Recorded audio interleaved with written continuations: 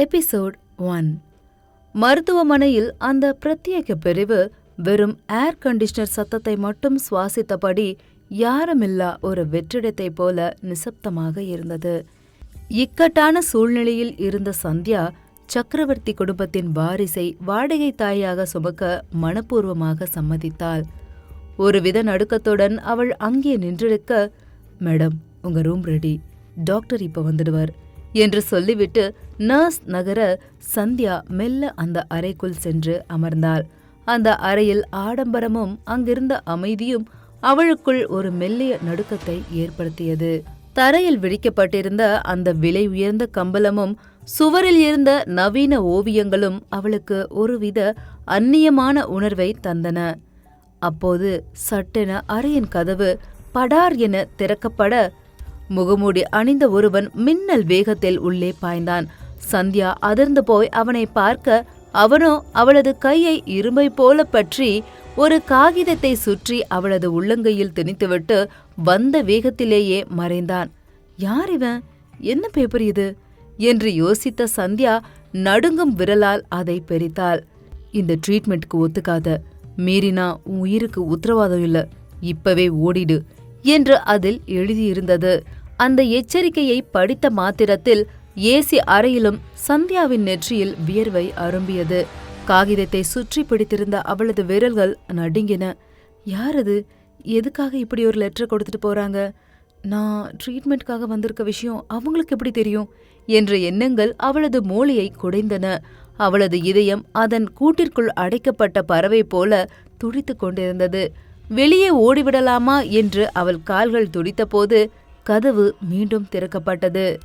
அப்போது சக்கரவர்த்தியின் சாம்ராஜ்யத்தையே தன் ஒற்றை விரல் அசைவில் ஆளும் அகிலாண்டேஸ்வரி கம்பீரமான நடையுடன் அந்த அறைக்குள் நுழைந்தார்.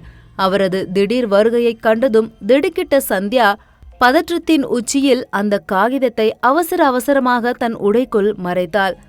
சந்தியாவின் கலங்கிய முகத்தையும் கண்கள் தேங்கியிருந்த மிரட்சியையும் கண்ட மாத்திரத்தில் அகிலாண்டேஸ்வரியின் அந்த அதிகார தோரணை மறைந்து ஒரு தாயின் தவிப்பு அவரிடம் ஒட்டிக்கொண்டது.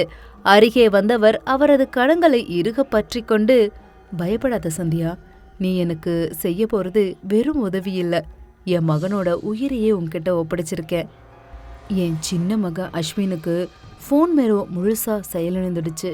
எனக்கும் என் மூத்த மகன் கார்த்திக்கும் அவனுக்கு தேவையான பிளட் மேட்ச் இல்லை. அஸ்வினோட வாரிசால மட்டும்தான் அவனை காப்பாற்ற முடியும். அந்த குழந்தையோட தொப்புள் கொடி ரத்தம் மூலமா வர ஸ்டெம் செல்ஸ்கள் தான் அஸ்வினுக்கு மறுபடியும் உயிர் கொடுக்கும்.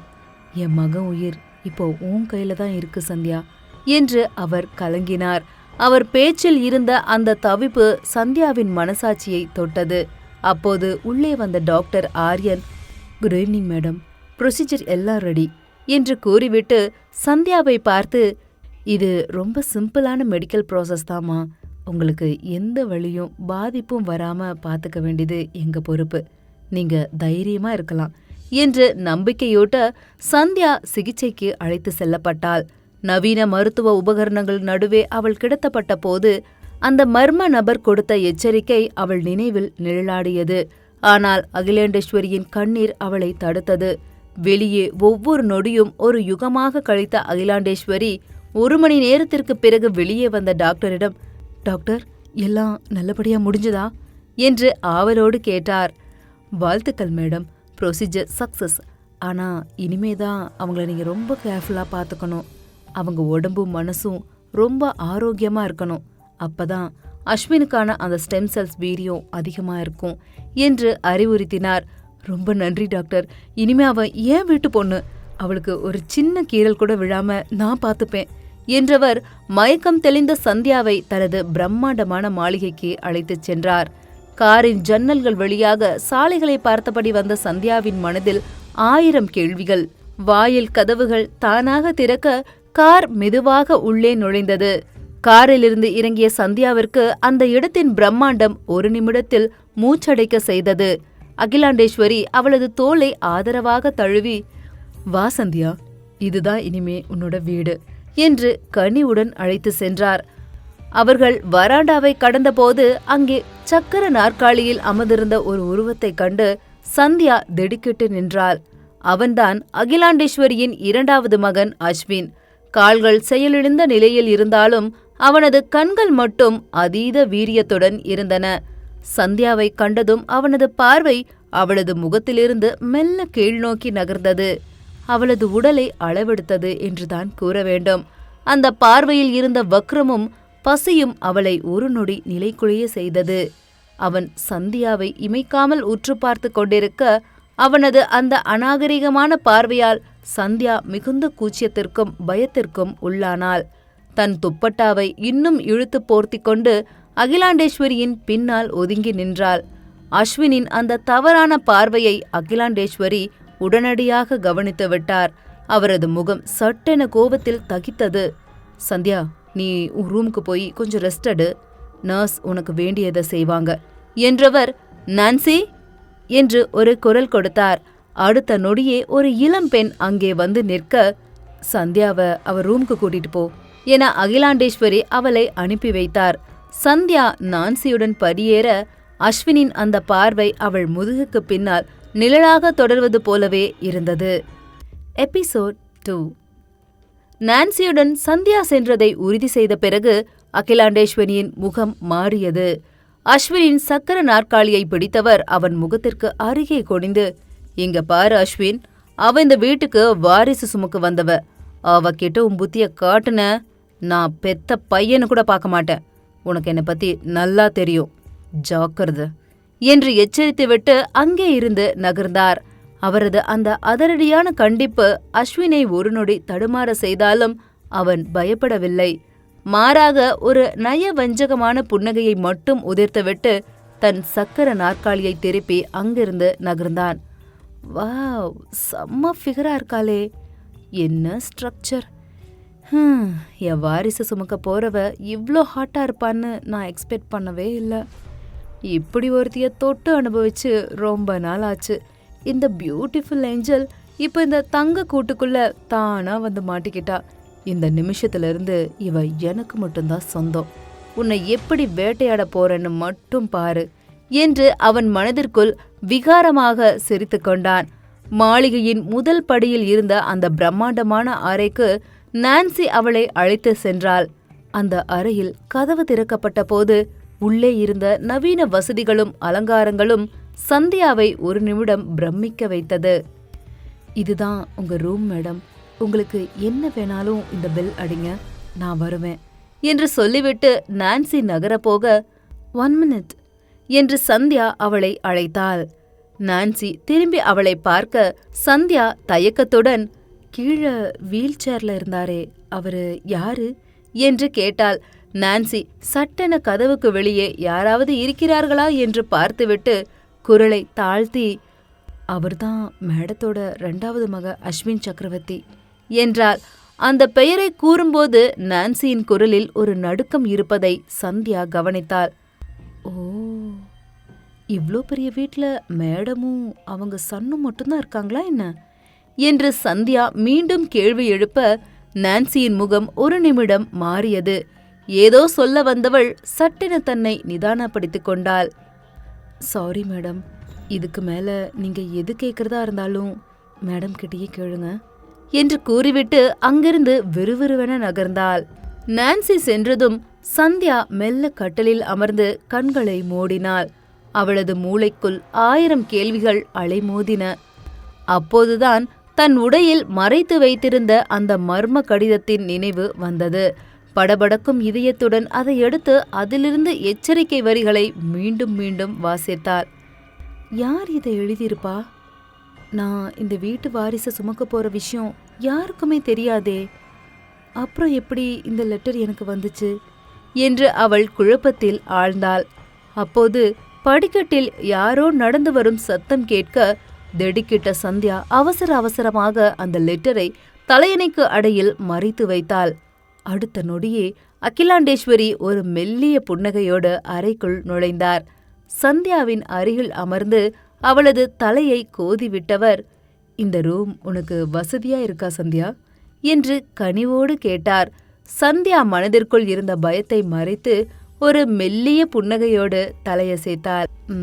சரி சந்தியா, நீ ரொம்ப டயர்டா இருப்ப, நான்சி இப்போ உனக்கு டின்னர் கொண்டு வரவா, அதை சாப்பிட்டுட்டு நிம்மதியா தூங்கு என்று கூறிவிட்டு அவர் கிளம்பினார். சில நிமிடங்களில் நான்சி உணவை கொண்டு வந்தாள். சந்தியா அதை சாப்பிட்டு முடித்ததும் அவளும் சென்று விட்டாள். நேரம் நள்ளிரவை தொட்டது. மேலே தனது அறையில் பால்கனியில் நின்றிருந்த சந்தியாவிற்கு மருத்துவமனையில் கிடைத்த அந்த மர்மமான கடிதமும் அஸ்வினின் விகாரமான பார்வையும் பெரும் கலக்கத்தை தந்தது. தூக்கம் வராததால் அந்த பெரிய தோட்டத்தை பார்த்து கொண்டிருந்தாள். அப்போது தோட்டத்தில் ஒரு பகுதியில் இருந்த அந்த பிரம்மாண்டமான மேன்ஷன் முன்னால் ஒரு கருப்பு நிற கார் வந்து நின்றது. அந்த நிசப்தத்தில் காரின் கதவு திறக்கும் சத்தம் சந்தியாவின் கவனத்தை ஈர்த்தது. காரிலிருந்து சுமார் 6 அடி உயரமுள்ள கட்டுமஸ்தான உடல்வாக்கு கொண்ட ஒரு இளைஞன் கீழே இறங்கினான். தூரத்திலிருந்து பார்த்தாலும் அவனது கம்பீரம் பிரமிக்க வைத்தது. ஆனால் அவனை கூர்ந்து பார்த்த அடுத்த நொடி சந்தியாவின் உடல் நடுங்கத் தொடங்கியது. அவன் அணிந்திருந்த வெள்ளை சட்டை இரத்தத்தில் முழுமையாக நனைந்து சிவப்பு நிறமாக மாறியிருந்தது. சுற்றிலும் ஒருமுறை கூர்மையாக பார்த்தவன் காருக்குள் இருந்து ஒரு பெரிய பேகை வெளியே எடுத்தான். அந்த பையிலிருந்து இரத்தம் சொட்டு சொட்டாக தரையில் வீழ்வது நிலா ஒளியில் அப்பட்டமாக தெரிந்தது. யார் இவன்? ஏன் அவன் ஷர்ட் எல்லாம் பிளட்டா இருக்கு? அந்த பேக்ல அவன் என்ன கொண்டு போறான்? சந்தியா பயத்தில் அலறக்கூட முடியாமல் தன் வாயை 2 கைகளாலும் பொத்திக் கொண்டு அப்படியே சிலையாக உறைந்து நின்றாள். அவளது கண்கள் அதிர்ச்சியில் விரிந்திருக்க அவன் எதற்கும் அஞ்சாதவனாக அருகில் இருந்த அந்த பெரிய மேன்ஷனுக்குள் நுழைந்தான். எபிசோட் 3. சந்தியா பார்த்த அந்த இரத்த கரை அவளை நிம்மதியாக இருக்க விடவில்லை. யார் அவன்? அந்த பைக்குள்ள அப்படி என்ன இருக்கு என்ற ஆர்வம் அவளது பயத்தை முந்தியது. மெல்ல தனது அறையை விட்டு வெளியே வந்து சத்தமில்லாமல் படிக்கட்டுகளில் இறங்கினாள். மெயின் டோர் வழியாக சென்றால் அகிலாண்டேஸ்வரி பார்த்து விடுவார் என்பதால் பின்பக்கம் வழியாக சென்று கார்டனை கடந்து அந்த மேன்ஷனுக்குள் முன்பு வந்து நின்றவள் 1 நிமிடம் தயங்கினாள். அந்த பெரிய மாளிகையின் நிசப்தம் அவளுக்குள் ஒரு இடம் புரியாத நடுக்கத்தை ஏற்படுத்தியது. அச்சச்சோ, ஏதோ ஒரு தைரியத்துல இவ்ளோ தூரம் வந்துட்டேன். இப்போ என்ன பண்றது? உள்ள போறதா வேண்டாமா என்று யோசித்தவள், இல்ல யோசிச்சா வேலைக்காகாது என்று முடிவெடுத்து துணிச்சலாக அந்த மேன்ஷனுக்குள் நுழைந்தாள். அந்த மேன்ஷனில் கிரவுண்ட் ஃப்ளோரில் ஒரு பிரம்மாண்டமான கேரேஜ் இருந்தது. அங்கே வரிசையாக நின்றிருந்த புத்தம் புதிய சொகுசு கார்களை பார்த்த சந்தியாவிற்கு மலைப்பாக இருந்தது. அவ்வளவு அழகான டிசைன்களை அவள் இதற்கு முன்னால் பார்த்ததே இல்லை. ஒவ்வொன்றும் ஒன்றுக்கொன்று சம்பந்தமே இல்லாமல் முற்றிலும் வித்தியாசமான மாடல்களாக இருந்தன. அந்த கார்களில் பளபளப்பு அந்த மங்கலான வெளிச்சத்திலும் அவளை ஈர்த்தது. சிறிது தூரம் நடந்து சென்றவள் அந்த கார்களுக்கு பின்னால் மறைந்து நின்று மெல்ல உள்ளே எட்டி பார்த்தாள். அங்கே அந்த 6 அடி உயர மனிதன் கார்த்திக் மண்டியிட்டு உட்கார்ந்து கொண்டிருந்தான். அவன் கொண்டு வந்த அந்த பெரிய பேக் திறந்த நிலையில் இருக்க அதிலிருந்து இரத்தம் கசிந்து தரையில் ஒரு குளமாக படிந்திருந்தது. நில ஒளியில் அந்த சிவப்பு நிறக்கரை அவளுக்கு பெரும் பீதியை தந்தது. பயத்தில் தன் வாயை பொத்திக்கொண்டு கண்கள் விரிய பார்த்த சந்தியா அங்கே கார்த்திக் ஏதோ விபரீதம் செய்கிறான் என்று நினைத்தாள். ஆனால் அவன் அந்த பைக்குள் இருந்து அடிபட்ட ஒரு தெருநாயை மிகவும் மென்மையாக வெளியே எடுத்து அதற்கு ஃபர்ஸ்ட் எய்ட் செய்ய ஆரம்பித்தான். சந்தியா ஆச்சரியத்தில் அப்படியே உறைந்து நிற்கையில் எதிர்பாராத விதமாக அங்கிருந்த ஒரு மெட்டல் டூல் பாக்ஸ் மீது அவள் கைப்பட்டு அது டொக் என்று கீழே விழுந்தது. பெரும் சத்தத்தை எழுப்பியது. சத்தம் கேட்டு "ஹூ இஸ் தர்?" என்று சிங்கம் போல கர்ஜித்தபடி கார்த்திக் சட்டென திரும்பினான். சந்தியாவை பார்த்ததும் அவனது புருவங்கள் சுருங்கின. "Who the hell are you? எதுக்காக இங்க வந்த?" என்று கத்தினான். சந்தியா நடுங்கும் குரலில், நான் அகிலாண்டேஸ்வரி மேடம் கூட்டிட்டு வந்த பொண்ணு. அவங்க வீட்டு வாரிச சுமக்க போறவ என்று தடுமாறினாள். அதை கேட்டதும் கார்த்திக்கின் முகம் மாறியது.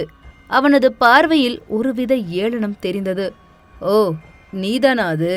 என்று கேட்டவன் அவளை ஒரு முறை மேலிருந்து கீழ்வரை பார்த்தான். What kind of human you are? Just for money? காசுக்காக எது வேணா செய்வியா? சின்ன பொண்ணா இருக்க, பார்த்தா மேரேஜ் ஆன மாதிரி கூட தெரியல. ஆனா வயித்துல இன்னொருத்தன் வாரிசு சுமக்க வந்துட்ட. உனக்கு வெக்கமா இல்ல? சந்தியா அதிர்ச்சியுடன், நீங்க தப்பா நினைக்கிறீங்க, எனக்கு வேற வழி இல்ல என்று ஏதோ சொல்ல வர அவன் அவளை பேச விடவில்லை. Shut up! எனக்கு உன்னோட எக்ஸ்பிளனேஷன் எதுவும் தேவையில்லை. Are you so desperate for money? Just get out. திரும்ப இந்த பக்கம் வந்துடாத. I hate you see your face என்று கையை நீட்டி வெளியேற சொன்னான். சந்தியாவுக்கு அழுகையும் கோபமும் ஒரு சேர வர அங்கு இருந்து விறுவிறுவென வெளியேறினாள். அவனது அந்த அநாகரிகமான பேச்சு அவளது மனதை ஆழமாக புண்படுத்தியது. ச்சே, நான் இங்க வந்திருக்கவே கூடாது. ரொம்ப தான் ஓவரா பேசுறான். இத்தனை கேள்வி கேட்டானே, ஒன்னுக்காவது என்ன பதில் சொல்ல விட்டானா? இடியட்! என்னை பத்தி இவனுக்கு என்ன தெரியும்? அந்த நாய் மேல இருக்கிற அக்கறை கூட மனுஷங்க மேல இல்ல. இவனுக்கெல்லாம் இந்த வீட்டில் ஒவ்வொருத்தருக்கும் ஒவ்வொரு மாதிரி இருக்காங்க. ஒருத்தன் வெச்ச கண்ணு வாங்காம பார்க்கறான், இவன் பார்க்கவே பிடிக்கலன்னு சொல்றான் என்று ஆத்திரத்தில் இருட்டில் முணுமுணுத்துக் கொண்டே நுழைய முயன்றவள் சட்டென ஒரு நிழல் அசையவும் அப்படியே நின்றாள். ஹால் விளக்குகள் அனைத்தும் அணைக்கப்பட்டிருக்க சோஃபாவில் யாரோ அமர்ந்திருப்பது மங்களாக தெரிந்தது. எங்க போயிட்டு வர சந்தியா? அந்த குரல் அகிலாண்டேஸ்வரியுடையது. அந்த நிசப்தத்தில் அது இடி போல கேட்டது. சந்தியா அப்படியே உறைந்து போனாள். இதயம் தொண்டைக்குழிக்குள் வந்து குதித்தது. அது வந்து மேடம், தூக்கம் வரல, அதான் சும்மா கார்டன் பக்கம் போயிட்டு வரலான்னு என்ற வார்த்தைகளை விழுங்கினாள். அகிலாண்டேஸ்வரி மெல்ல எழுந்து அவள் அருகே வந்தார். அவரது அந்த அதிகார தோரணை அவளை மேலும் நடுங்க வைத்தது. மணி 1 ஆகுது சந்தியா. இந்த அர்த்தராத்திரியில கார்டன்ல என்ன காத்து வாங்க வேண்டியது இருக்கு? நான்சி உனக்கு எல்லா வசதியும் பண்ணி தரலையா? இல்ல மேடம், அது வந்து என்று சந்தியா தயங்க அவளது பேச்சை இடைமறித்த அகிலாண்டேஸ்வரி, இங்க பாரு சந்தியா, உன்னை இந்த வீட்டுக்கு கூட்டிட்டு வந்தது ஒரு முக்கியமான காரணத்துக்காக. நீ இப்போ சாதாரண பொண்ணு இல்ல, இந்த வீட்டோட வாரிசை சுமக்க போறவ. உன் பாதுகாப்பு எனக்கு ரொம்ப முக்கியம். இந்த வீட்டை தவிர, அதுவும் உன் ரூமை தவிர நீ வேற எங்கேயும் போகக்கூடாது. குறிப்பா அந்த கெஸ்ட் ஹவுஸ் மேன்ஷன் பக்கம் நான் உன்னை பார்க்கவே கூடாது. புரிஞ்சுதா? சந்தியா பயத்தில் தலையசைத்தாள். அகிலாண்டேஸ்வரியின் குரலில் இருந்த அந்த அதீத கட்டுப்பாடு அவளுக்கு ஒருவித அச்சத்தை தந்தது. எபிசோட் 4. சந்தியாவின் முகத்தில் தெரிந்த பயத்தைக் கண்ட அடுத்த நொடியே அகிலாண்டேஸ்வரியின் முகம் மென்மையானது. தப்பா நினைக்காத சந்தியா, உனக்கு ஏதாவது ஒண்ணுன்னா அது என் வீட்டு வாரிசுக்காகிற ஆபத்து. அதான் இவ்ளோ கண்டிப்பா சொல்றேன். சரி, போய் நிம்மதியா தூங்கு என்று சொல்லிவிட்டு அவர் நகர சந்தியா வேக வேகமாக தன் அறைக்குள் சென்றாள்.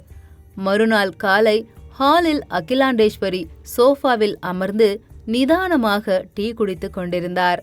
சந்தியா மெல்ல படிக்கட்டுகளில் இறங்கி அவர் முன் வந்து நின்று, குட் மார்னிங் மேடம் என்றாள். அகிலாண்டேஸ்வரி அவளை பார்த்து லேசாக புன்னகைத்து, குட் மார்னிங்.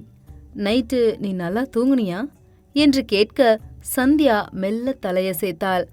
உடனே அகிலாண்டேஸ்வரி குரல் கொடுத்து, மைதிலி, சந்தியாவுக்கு அந்த ஸ்பெஷல் ட்ரிங்கை கொண்டு வா என்று சொன்னவர் தான் படித்து கொண்டிருந்த மேகசீனை மூடி வைத்தார். இது உன்னோட ரெகுலர் காஃபி கிடையாது சந்தியா.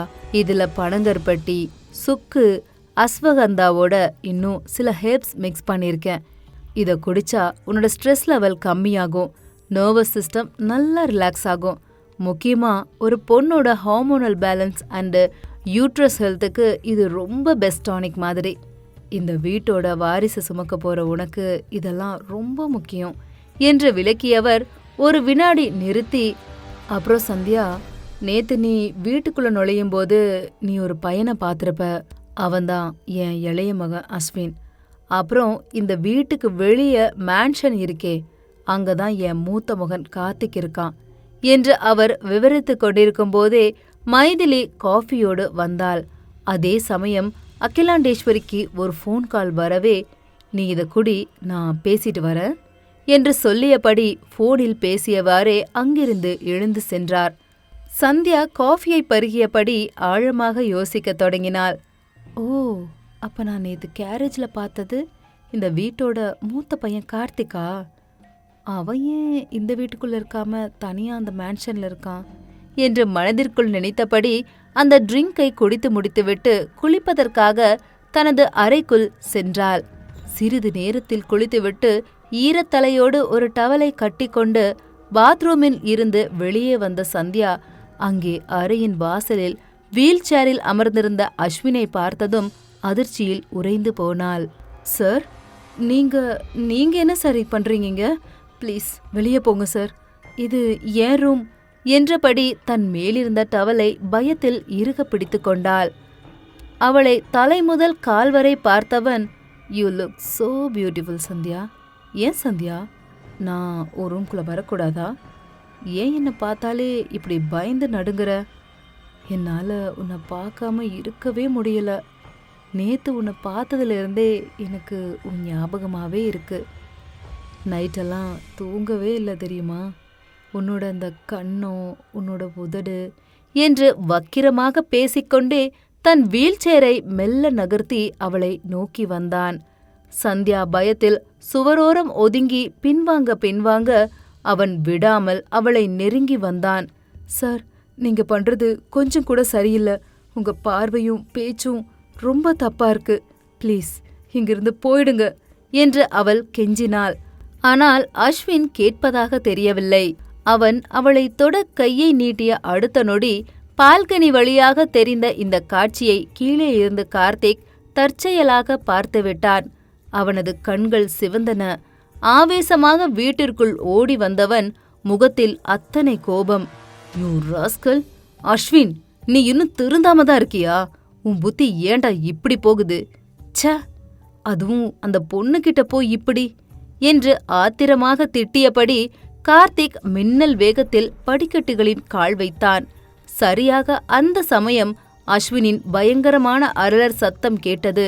அடுத்த நொடி அஸ்வின் அமர்ந்திருந்த அந்த வீல்சேர் மட்டும் பயங்கரமான வேகத்தில் சுழன்று வந்து கார்த்தியின் காலடியில் விழுந்தது. காலியான அந்த வீல்சேரை பார்த்து ஒரு நிமிடம் ஸ்தம்பித்து நின்ற கார்த்திக் அதை எடுத்துக்கொண்டு பதற்றத்துடன் மாடிக்கு ஓடி வந்தான். அங்கே அவனது தம்பி அஸ்வின் தரையில் விழுந்து வலியால் துடித்துக் கொண்டிருந்தான். அஸ்வின் என்று பதறியபடி ஓடி சென்று கார்த்திக் அவனை தூக்க மீண்டும் வீல்சேரில் அமர வைத்தான். அஸ்வினின் நெற்றியில் லேசாக இரத்தம் கசிந்து கொண்டிருந்தது. தம்பியின் நிலையை பார்த்ததும் கார்த்திக்கின் கோபம் இப்போது சந்தியாவின் பக்கம் திரும்பியது. பயத்தில் ஓரமாய் நின்று நடுங்கிக் கொண்டிருந்த சந்தியாவை பார்த்து, ஏய், அறிவில்ல உனக்கு? அவன் நிலைமைய பத்தி கொஞ்சம் கூட யோசிக்காம இப்படியா பண்ணுவ என்று ஆவேசமாக கத்தினான். இல்ல சார், நான் என்று சந்தியா ஏதோ சொல்ல வர, கார்த்திக் நிறுத்து என்று கேட்ட அந்த அதிகார குரலில் கார்த்திக் அப்படியே சிலையாக நின்றான். அங்கே சந்தியாவிற்கு பின்னால் அகிலாண்டேஸ்வரி நின்றிருந்தார். சந்தியா மேல எந்த தப்பும் இல்ல கார்த்திக். இவனை ரூமை விட்டு வெளியே அனுப்பும்போது நான் தான் கொஞ்சம் ஃபோர்ஸா தள்ளிவிட்டேன். அதனால்தான் அவன் கீழே விழுந்தான் என்றான் மிக சாதாரணமாக. அதே நேரம் சந்தியாவோ நடந்த சம்பவத்தின் அதிர்ச்சியில் இருந்து இன்னும் மீளாமல் இருந்தாள்.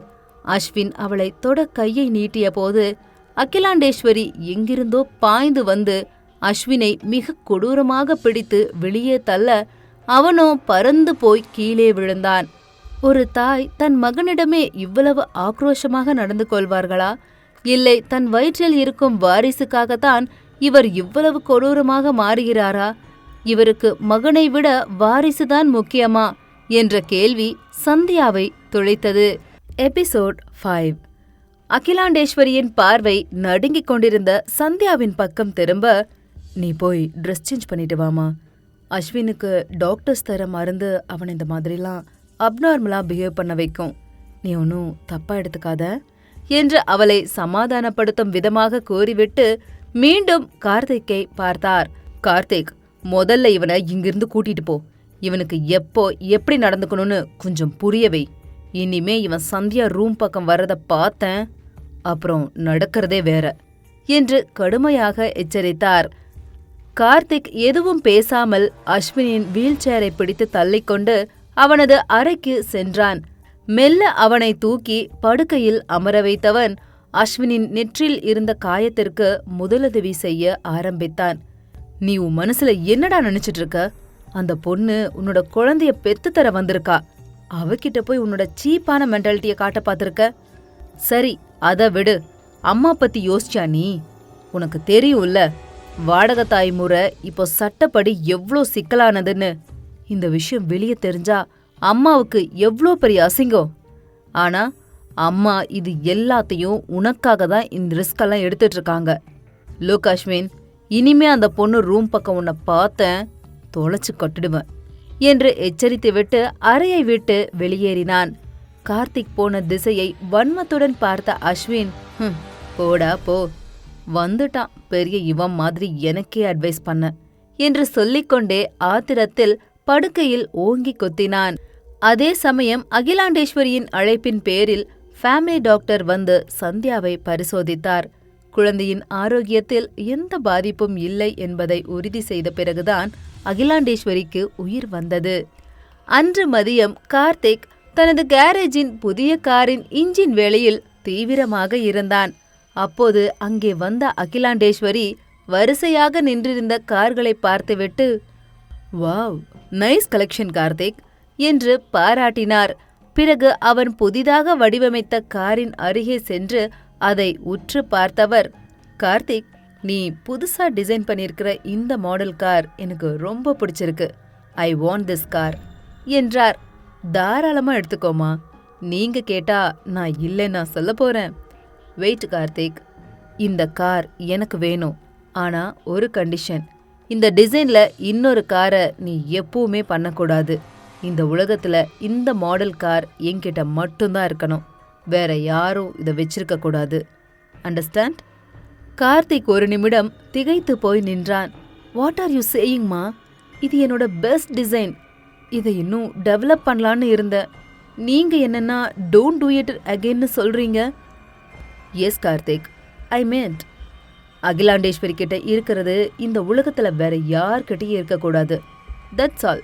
ஓ அம்மாவுக்காக நீ இந்த ஒரு சின்ன விஷயத்த கூட பண்ண மாட்டியா என்ன என்று அவர் கேட்க, தன் படைப்பை முடக்க சொல்வது அவனுக்கு வருத்தமாக இருந்தாலும் அம்மாவின் பிடிவாதத்தை அறிந்தவன் என்பதால், சரிம்மா, ஓகே, ஐ அக்ரி. இனி இந்த டிசைன்ல வேற கார் வராது என்று அரைமனதோடு ஒத்துக்கொண்டான்.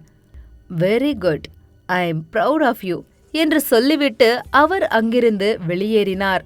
அவர் சென்றதும் கார்த்திக் பெருமூச்சு விட்டபடி, கார் விஷயத்துல எப்படின்னா மொத்த விஷயத்துல என்று முணுமுணுத்துக் கொண்டே மீண்டும் வேலையில் மூழ்கினான். அன்று இரவு கார்த்திக் கேரேஜில் இருந்து வெளியே வந்தபோது கார்டனில் சந்தியா மட்டும் தனியாக அமர்ந்திருப்பதை பார்த்தான். காலையில் நடந்த சம்பவத்தின் அதிர்ச்சியில் அவள் இருப்பதை உணர்ந்தவன் அவளை நெருங்கி சென்றான். அவனை பார்த்ததும் சந்தியா, இப்ப எதுக்கு இவன் இங்க வந்து நிக்கிறான்? திரும்ப சண்டை போட போறானோ என்று யோசிக்க, அவள் முகத்திற்கு முன்னால் சொடுக்கியவன், ஹே லுக், என்ன தப்பு பண்ணிட்டோமோ அப்படின்னு யோசிக்கிறியா? ஏதா இருந்தாலும் ஒரு காரியத்தை செஞ்சு முடிச்சதுக்கு அப்புறம் யோசிக்க கூடாது, செய்யறதுக்கு முன்னாடியே யோசிக்கணும். It's too late. இப்படி நைட் நேரத்துல வெளியே சுத்திட்டு இருக்காத, உள்ள போ, அம்மா பார்த்தா கோவப்படுவாங்க என்றான். சந்தியா பதில் பேசாமல் வீட்டுக்குள் நடந்தாள். அதே நேரம் அவர்கள் இருவரும் கார்டனில் பேசிக் கொண்டிருப்பதை தன் அறை ஜன்னல் வழியாக பார்த்து கொண்டிருந்த அஸ்வினுக்கு கோபம் பொத்து கொண்டு வந்தது. டே அண்ணா, என்ன அவ கூட பேசக்கூடாதுன்னு சொல்லிட்டு நீ இப்ப அவளோட கடலை போட்டுட்டு இருக்கியா? எனக்கும் சந்தியாவுக்கும் நடுவுல நீ யாருடா வர்றதுக்கு? அவ என் குழந்தைய சுமக்க வந்திருக்கா. அப்போ அவ எனக்கு தான் சொந்தம். சந்தியா மேல கை வைக்க எனக்கு இருக்கிற உரிமை இந்த உலகத்துல யாருக்குமே கிடையாது. நான் வீல் சேர்ல இருக்கிறதுனால ஒன்னத்துக்கும் லாய்க்கு இல்லாதவ ஆயிட்டேன்னு நினைக்கிறீங்களா? இந்த அஸ்வின் யாருன்னு காட்டுறேன் என்று கத்தியவன் ஆத்திரத்தில் தண்ணீர் கிளாஸை சுவரில் வீசி எறிந்தான். அதே சமயம் தன் அறைக்குள் சென்ற சந்தியா அப்படியே படுக்கையில் சரிந்தாள். காலையில் நடந்த சம்பவமும் கார்த்திக்கின் வார்த்தைகளும் அவளை பிழிந்து எடுத்திருந்தது. உடல் நடுங்க அவள் மூச்சினை நிலைப்படுத்த முயன்ற அந்த நொடி இருட்டில் அவளது போன் பளிச்சென்று மின்னியது. அவள் பதட்டத்துடன் போனை எடுத்து பார்த்தாள். அந்த மாளிகையில் ஒவ்வொரு மூலையும் ரகசிய அறைகளும் அக்குவேறு ஆணிவேராக விளக்கும் ஒரு துல்லியமான ப்ளூ பிரிண்ட் படம் வந்திருந்தது. அடுத்த சில வினாடிகளில் ஒரு மெசேஜ் திரையில் தோன்றியது. உன்னோட வேலைய நீ இப்போ ஆரம்பிக்கலாம்.